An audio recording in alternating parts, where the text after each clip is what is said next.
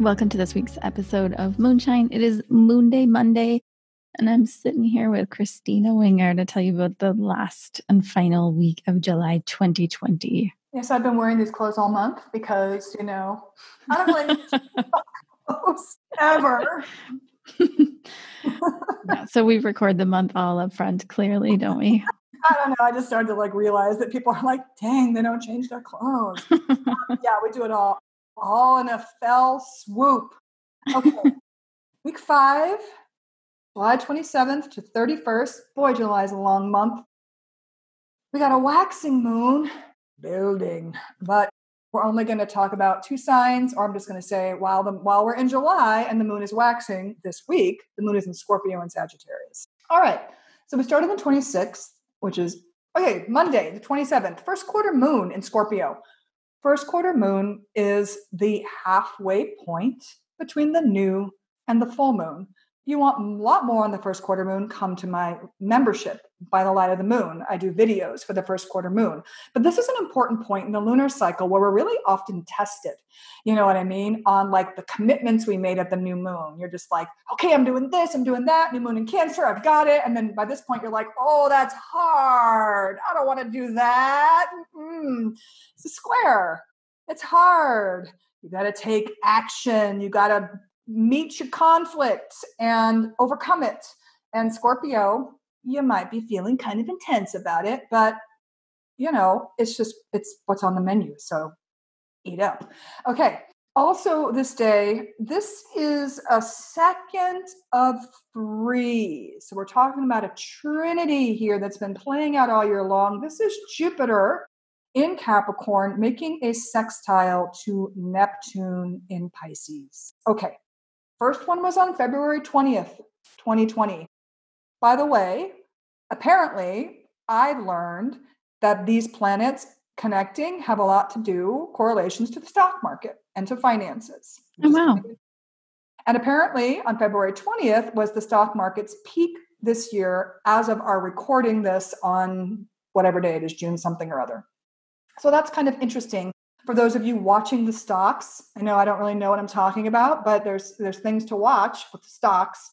And that's one thing to consider because it can be a financial aspect. And the third time that these planets are going to come together is going to be in October on the 12th. But let's come back to now, July 27th. They're both retrograde. So there's this review going on. And in general, Jupiter and Neptune can bring feelings of, okay, it's going to be okay. I wouldn't say hope. I would say finding faith. You know what I'm saying?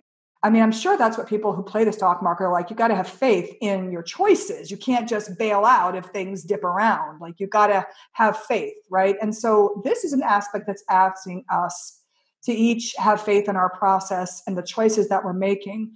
It's a sextile, so there's a benefit here, right? That's a nice little aspect, but there's a review going on.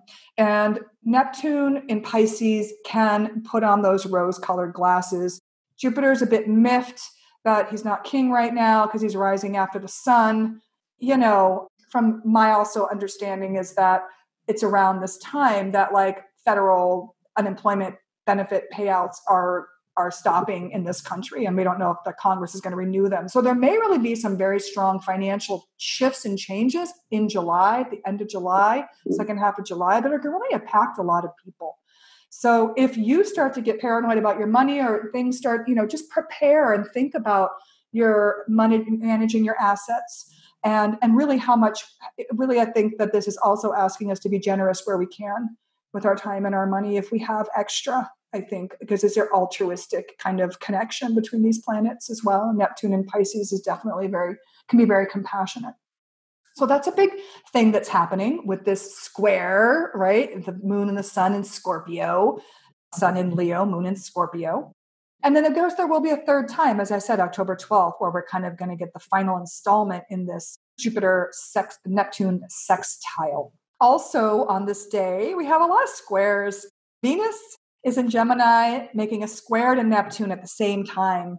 So there may be some feelings, and it might really just feel like it's impacting your relationships, or Venus is also a money planet, finances. So that kind of doubles down on that aspect. And then, we also have that second this month of the Mercury-Mars square. This is now at 16 degrees.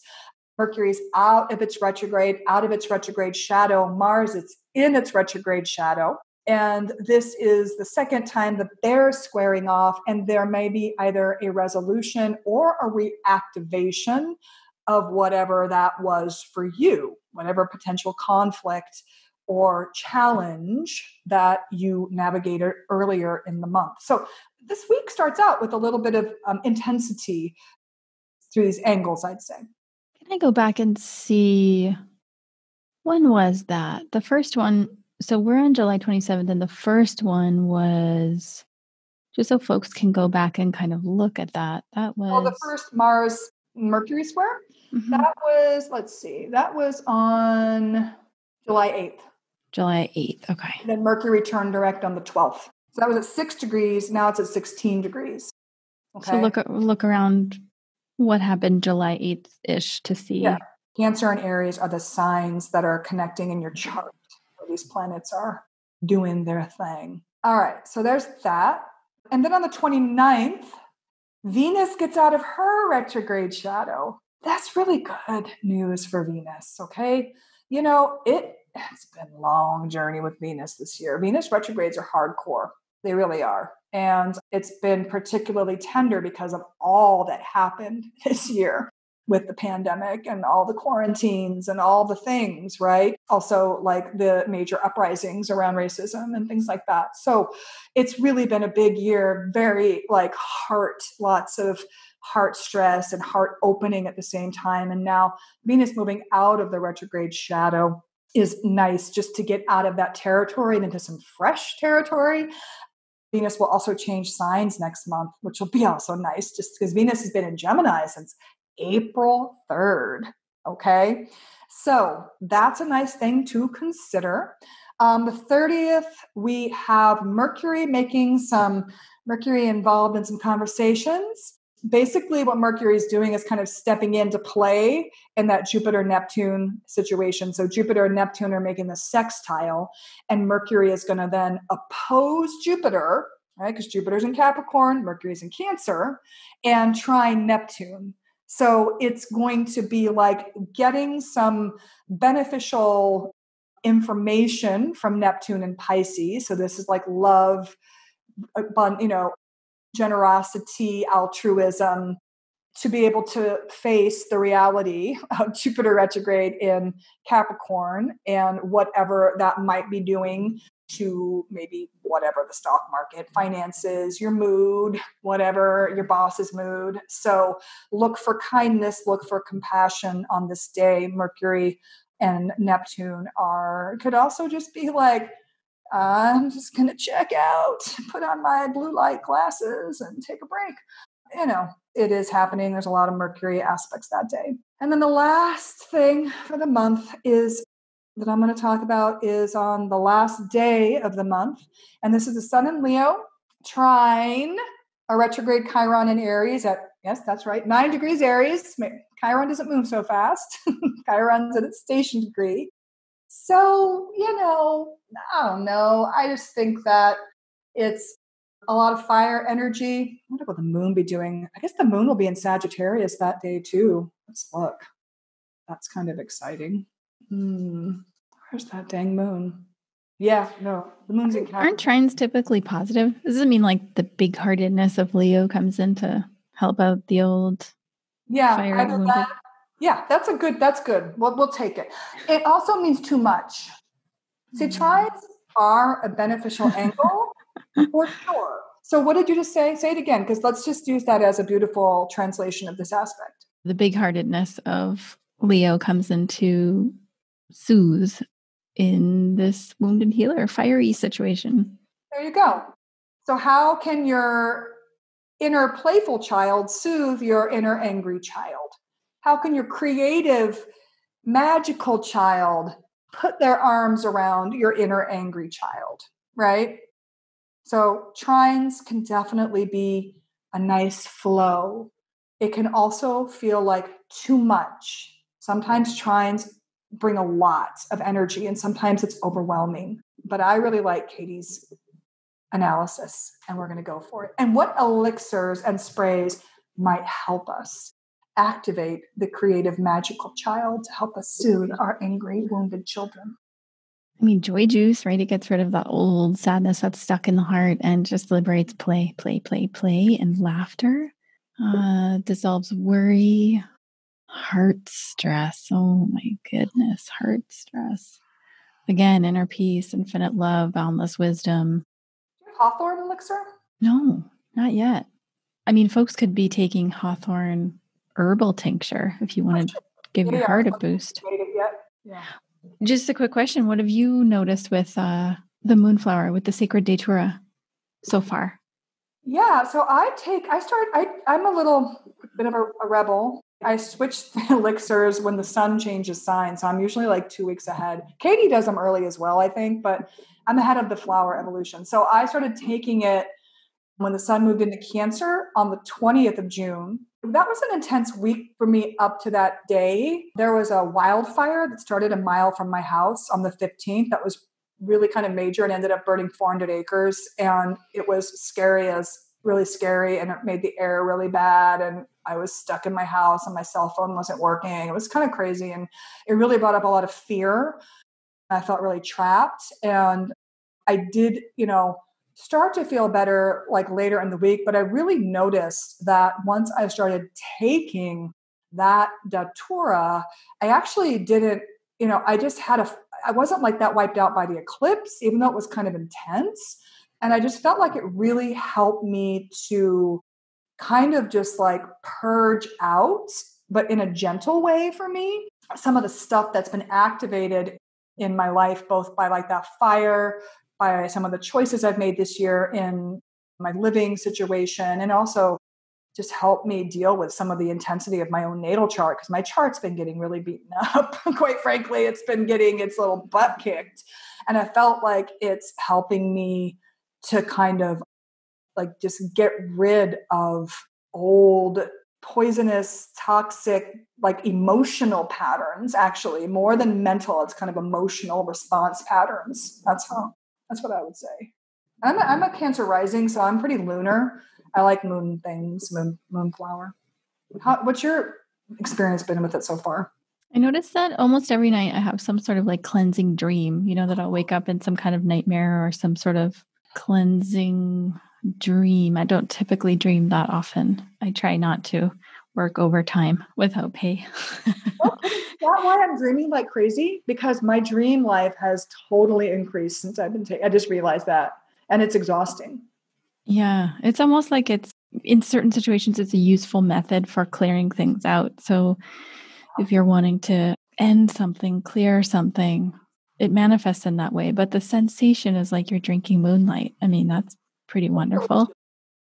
I like it. I noticed a lot of like yawning and coughing and deep breaths and, really being able to, I believe it enhances our ability to detox extra from the breath. I mean, I know studies show that we detox more from our exhale than we do from even like, going to the bathroom, which is kind of amazing. So it enhances our ability to just like, exhale and just release everything and be able to put a different spin on things. That's pretty cool.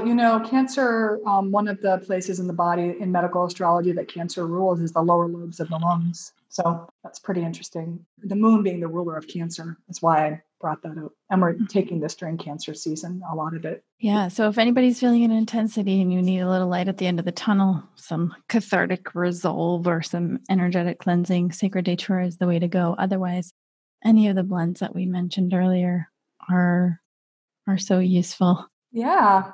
Okay. Well, that's July. That's July. Yeah.